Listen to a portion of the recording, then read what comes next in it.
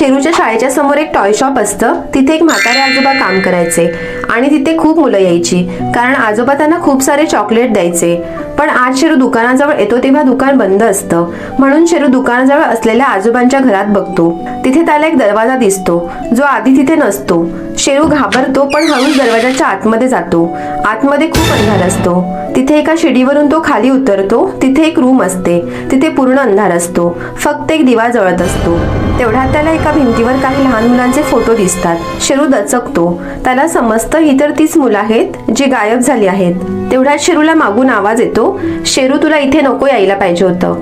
शेरू पाठी बघतो तर तिथे तेच आजोबा हसत उभे असतात. शेरू अचानक टॉर्चची लाईट लावतो, जी त्या आजोबांच्या चेहऱ्यावर पडते आणि ते डोळे बंद करतात. संधीचा फायदा घेऊन शेरू तिथून पळून जातो.